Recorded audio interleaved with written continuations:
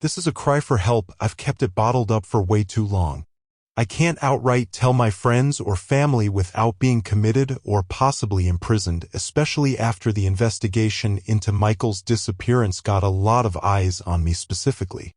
I'm sure the more astute of you could figure out who I am, but given the situation and the state of my mental health, that's a risk that I'll gladly accept because I need to say my piece.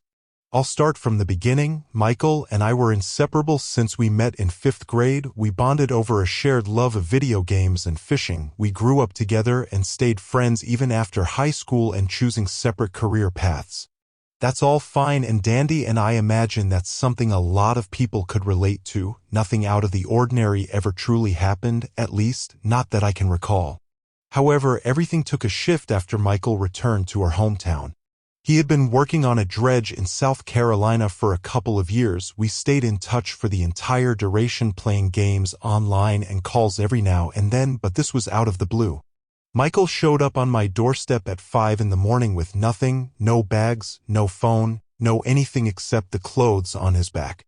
Something was off. All I could do was stare at him. I opened my mouth, but before I could say anything, he tilted his head to the side and made the expression of someone trying to convey confusion.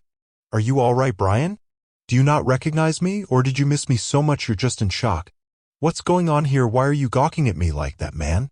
I just wasn't expecting company this early, that's all." I stammered. "Something about that expression says it's something more serious than that. Are you sick, man? Is this a bad time?" Rhetorical question. It is a bad time to be knocking on doors, but I'm in a bit of a situation and I don't have anywhere to stay at the moment. Would you mind if I crashed on your couch for a bit? I'll try to explain a few things in the morning, or rather, the afternoon, whenever I wake up. I blinked at him a few times. "Sure, man, I'll get you a blanket and a pillow." I go to my living room closet where I keep spare blankets, pillows, and sheets. I turn around and Michael is sitting on the couch with his back turned to me, looking out the window at the rising sun and the morning birds chirping and fluttering around the bird feeder on the porch. I hand the blanket and pillow to Michael. "MMMM." I nod to his response as he lays down and covers himself. I head back up to my room. I've never known him to be involved in anything that would require a 200-mile trip with no personal belongings, and I've never known him to show up unannounced. An hour later, I went down to make a cup of black tea. I couldn't sleep once I was already woken up. Michael laid in asleep on my couch. He was taking deep breaths. I thought I seen him stir and quietly rushed past into the kitchen where I began setting up my Keurig. I heard a cough from the living room. Michael sat up, stretched, and seemed to notice the Keurig making its noises. He got up and slowly walked to the kitchen, rubbing the sleep out of his eyes and combing back his semi-matted curly blonde hair with his fingers. "MMM, that tea smells nice." "I wouldn't know," I say as I glance up at him. "You're right, you wouldn't." Michael was never really a morning person, and he didn't get much sleep on the couch to begin with. He sat down bleary-eyed in the dining room chair across from me. I began to search for anything wrong with him. I clearly didn't hide my study of his face well enough because he looked at me quizzically. "Why are you looking at me like that, man? Do I got shit on my face? It was a rough trip up here. I wouldn't be surprised if there was." I relaxed. He didn't look like he was on anything, and he didn't look like a man on the run. What caused him to bolt here with no belongings and without warning? "It's nothing, man. Just checking if you're all right." I looked down into my cup. "Fair enough, you're probably a bit confused on why I'm here." "Yeah, a little bit. That's pretty out of character for you, brother." He nodded and rubbed the stubble on his face. "Well, I've been going through something. I'm in way over my head, and I just needed to get out for a while." I stared at him. "You're not doing drugs or running with the mob, are you? What the fuck?" No, I'm not on drugs or running with the mob. Look, man, I can't explain it in its entirety. I just needed an out for a little while, and I needed it bad and fast. You're the only person I felt comfortable enough to go to." I leaned back, exasperated. "Brother, this is inconvenient."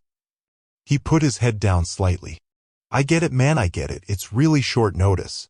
I know you don't like surprises or unexpected intrusions. I'm sure me popping into the door this morning almost gave you a conniption fit, and I definitely should have called ahead. Let me make it up to you. Let's go out to the black pond we used to play and fish at as kids." The Black Pond was what we called the pond 7 miles into the woods behind Michael's family farm. I had a love-hate relationship with that place. During the day it was fine, but as soon as the sun would set it became a different world, a horrifying one painted with deep blacks and grays. The water content in the clay and mud was so high that most of the trees around it appeared to be dead and barren. I loved fishing at it in the daytime, but hated getting stuck there at night. I could have sworn that I would hear whispers and see things behind trees there at night. Of course, it could have very well been my imagination, as I was just a kid and easily spooked. Well, do you want to go? I glanced up at Michael before looking back down at my hands. No, not really. Also, where did that come from? We haven't been over there in at least a decade now. You forget something there. You feeling nostalgic? Are you sick? He paused and looked from side to side. Sick? What the fuck do you mean sick? Sick like dying. Did you find out you have cancer or something? Michael sat back and interlocked his fingers in his lap. In a way, yes. In all actuality, no. I stared at him dumbfounded. Mikey, what the fuck does that mean? It means quit asking questions and let's take a ride out to the farm. I sighed. Which car are we taking? Let's take mine. It's bad enough I forced my way into your house. I can drive. 20 minutes later we got to the farm gate and I, being the passenger, had to get out to both open and close it. You call ahead and let your mom know we were coming? Nah. You seem to be doing that a lot lately, I said while looking back at the gate through the window. He just scratched his neck and glanced at the rearview mirror. What's going on, Michael? What happened? This is extremely out of character for you. I've never known you to be the nostalgic type. He looked uneasy, darting his eyes to any and all unoccupied spaces. I talked to somebody. They did me a favor. I had to go through hell to get it. The prize for my labor is out here. I stared at him. Mikey, do you know how vague and cryptic that shit sounds? That's almost no better than the explanation you gave me at the dinner table this morning. What person and what kind of favor? Michael smiled in an extremely unsettling way. You'll see, Brian. It's going to be amazing, literal decades in the making. This person is legit. I know they made good on their promise. It's the type of person they are. His mood shifted. They better have. On that last statement we both fell into a deep silence until we reached the turnoff on the old dirt road that led to the Black Pond. We're here. We both climbed out of his pickup and walked towards the bed where our fishing gear is laid. We both silently grabbed our tackle and poles and started for the pond. It's around 100 yards into the woods from the dirt road. We set up on the bank and prepare our lines before we both cast out. I can't believe it, man. I'm so excited. Now that we're here, I can't stop smiling. I glance at him from the side and notice him absolutely beaming. Well, where's the prize or favor or whatever that you were talking about? Michael, still beaming, says, Oh, I won't get my prize until midnight. I look at my phone. It's only 7:45. Damn, Michael. Couldn't this have waited? I've got to go in to work at 4-inch. Michael's smile faltered as he turned to look at me. This is extremely important, Brian. I need you here. I need you right now more than anybody else. This is life and death we're talking about here. You cannot abandon me, not on this day. Damn, fine. Let me go back to the truck and call in sick or something. You know, you're acting really fucking weird right now. I don't know what's going on, but I don't like it.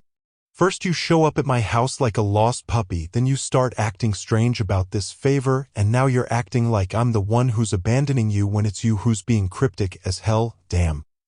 Michael didn't even respond at first. He just kept staring out across the water, clutching his pole tightly.